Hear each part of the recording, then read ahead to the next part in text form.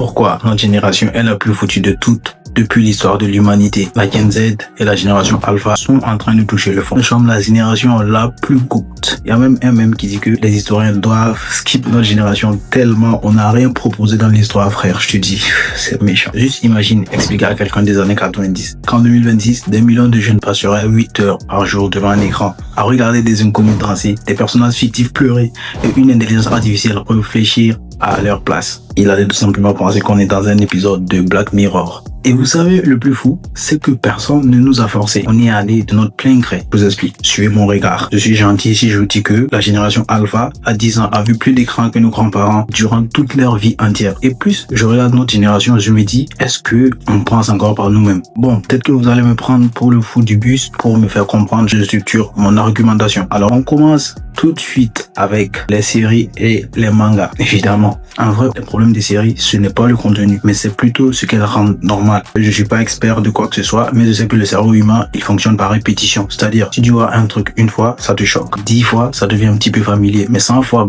pour toi, ça devient normal. La société moderne, elle ne force plus les comportements. Elle les rend esthétiques. Point, c'est tout. Vous allez remarquer que dans beaucoup de séries, les relations toxiques, ça devient passionnant. L'hypersexualisation devient normale et l'infidélité devient presque un trait de personnalité. Et le vide émotionnel, le pire, ça devient du charisme. Mais on est dans quoi? Et comme je le disais tantôt, le danger, ce n'est pas ce que tu regardes, mais c'est plutôt ce que ton cerveau finit par accepter. Tu sais, avant, il y a des scènes qui étaient tellement choquantes ou gênantes que quand on regardait la télé avec nos parents arriver à certaines actions, on était obligé de soit détourner le regard ou bien carrément se lever. On trouvait un moyen, même si on faisait semblant de pas regarder, tu vois. Ça remonte peut-être juste à 10 ans. Aujourd'hui, on regarde ces types de scènes en famille, papa, maman, enfant, en mangeant des cibles. En fait, je suis en train de me pleurer, mais la génération Alpha, les gars, les petits refs, les petites sœurs, c'est pas pour vous décourager, mais en fait, votre génération, elle est élevée pour la plupart du temps par les écrans.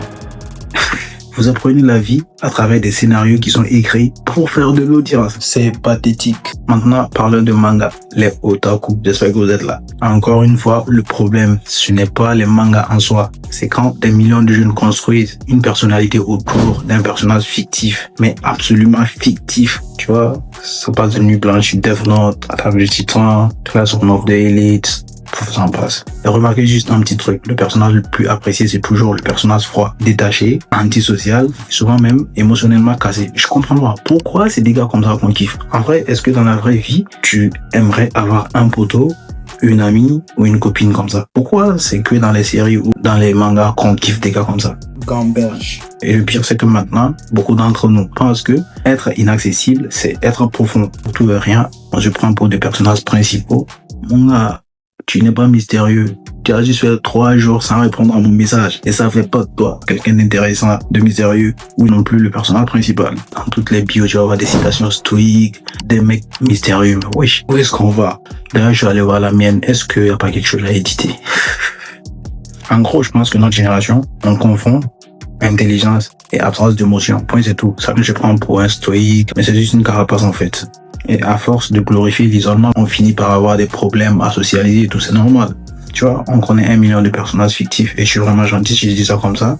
Mais on connaît même pas nos voisins. C'est pathétique, dramatique, tout ce qui finit par hic, sauf charismatique. Les séries et les mangas, c'était que les prémices. Là arrivent les réseaux sociaux. Les réseaux sociaux. Je parle de TikTok, Instagram, Facebook, tout ce que vous voulez. Si vous voulez visualiser la scène, les séries, les mangas sont venus avec la clé. Ouvrez la porte dans notre cerveau et ensuite les réseaux sociaux sont venus s'installer. TikTok est rentré en boss et je parie qu'il occupe 95% de la place. Comment je peux passer à côté de Snapchat, les stories de Nas et puis même je fais des rimes. Personnage principal. En vrai, les réseaux sociaux, c'est l'usine à dopamine. Notre cerveau maintenant veut du rapide, du stimulant, du nouveau toutes les 5 secondes. Et ça, c'est un problème. Même quand tu regardes ma vidéo, je parie que tu as envie de swiper. Mais gare à toi si tu le fais. En vrai, on consomme plus du contenu. C'est le contenu qui nous consomme dans le sens où plus on s'adonne aux réseaux sociaux, plus nos ressources corporelles s'abîment. Est-ce que je me fais comprendre? De base, tu ouvres TikTok pour 5 minutes. Après, tu remarques que ton téléphone est en train de se chauffer. Et là, tu réalises que, en fait, tu viens de terminer un débat entre un coach en masculinité et un astrologue, le boss. On s'en fout de vivre pour vivre, on vit pour être vu, on vit pour le voyeurisme. Et moi, je deviens le contenu, voyager c'est le contenu. Même être triste, ça devient un contenu. Tu vas au resto, tu commandes un truc à manger, ta caméra, elle mange avant toi. C'est pathétique. Change. ma sœur. Tu sais pourquoi je dis ma sœur? Aujourd'hui, si tu as 20 piges, tu es sur Insta, t'as pas de Ferrari, t'as pas de maison de rêve, tu peux voyager quand tu veux, t'as pas de copine avec une taille mannequin comme Aya, bah t'as raté ta vie. Il me faut une belle ébony, taille mannequin comme Aya. T'as une go, tu vois, t'es pas indépendant, tu dois faire les choses par toi-même. T'as raté ta vie. Mais gros, on est où là? C'est très bien d'être millionnaire, milliardaire à 20 ans, mais c'est le moment où on acquiert la compétence, la connaissance, on force sa personnalité. Voyons, c'est quoi le délire? Yomi Denzel, Anthony Cyrus, j'ai pas de millions, j'ai pas de milliards, je suis pas un raté. Je vous le dis ça, droit dans les yeux. J'ai pas raté ma vie. Tu vois, plus je réfléchis, plus je me dis que, en fait, le plus grand problème avec les réseaux sociaux, c'est que ils détruisent notre capacité à rester seul avec nous-mêmes. C'est ce qui fait qu'il n'y a plus d'innovation dans ce monde. Parce qu'en vrai, il n'y a pas d'idée originale. C'est une boucle. Tu vois, ça devient du looping. On tourne autour du même bail. Dans 100 ans, on va réaliser que notre silence, on n'a rien inventé. C'est ce qui va arriver. Je vous l'assure. On est en 2026. Enregistrez ma vidéo comme vous aimez le faire. Faites des screenshots. Et attendons 2126. Si TikTok nous a pas tués. Alors là, on fait transition vers le Joker, le boss final du jeu, l'IA AI.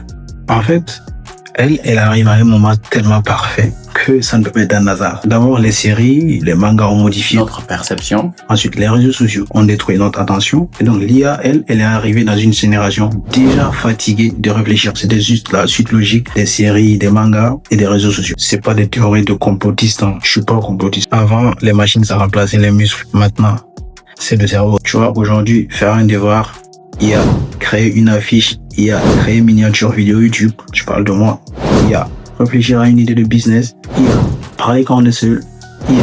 Poème d'amour, IA. Rien ne vient de nous. Tu vois, petit à petit, on est en train de sous-traiter notre intelligence.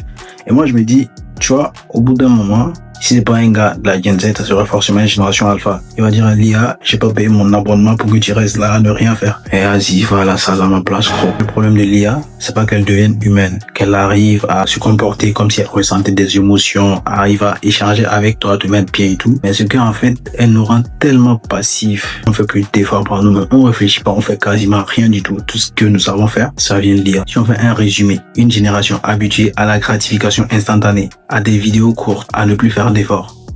Mais c'est la parfaite génération pour dépendre d'une intelligence artificielle. Qu'est-ce que vous voulez, les gars? Je suis pas complotiste, mais je crois pas au hasard non plus. Les choses étaient bien ficelées. En mode série, manga, réseaux sociaux, le boss final IA. Je sais pas ce qui va venir après, mais franchement, j'ai du mal à imaginer parce que l'IA, elle peut faire le taf. C'est le boss final, les gars. On est en train de jouer contre le boss final. Tu vois, pour t'amener un petit peu à causer. Par exemple, tu es à l'université. Si tu as une licence ou bien si tu as ta 3e année de licence, regarde très bien dans ton domaine si tu as des compétences techniques que tu dois avoir. Si tu es informaticien, par exemple, est-ce que tu sais coder sans IA? Je vais me dire que c'est pas la peine, mais est-ce que tu sais le faire? Si du jour au lendemain, son demandé ses compagnons décide de rendre l'IA indisponible, est-ce que tu seras encore informaticien? Ça te dit rien. Ou bien ça nous dit rien. Force à nous, frérot. Force à nous. En gros, je ne dis pas arrêtons les séries, supprimons TikTok, désinstallons les IA, mais en fait, apprenez une compétence, soyons utiles, ne soyons pas la génération qu'on va skip, prouvons aux boomers qu'ils ont tort sur nous, qu'on va résoudre des problèmes du millénaire, même si on va utiliser l'IA pour le faire. Tellement t'es pressé d'aller scroller sur TikTok ou, je sais pas, sur Instagram, tu vas même oublier de t'abonner. Mais vas-y, fais-le. Ne demande pas à une IA de le faire à ta place. Abonne-toi parce que moi, je suis en train de créer du contenu avec ma tête. Je mérite quand même un petit pouce. Activez la cloche de notification et surtout partager pour me prouver qu'on est solidaire, qu'on va mener le combat. Fais de cette vidéo une trend. Partage-la à un Gen Z que tu connais ou à une génération alpha. Je compte sur toi, mon pote. Force à nous. 6-7.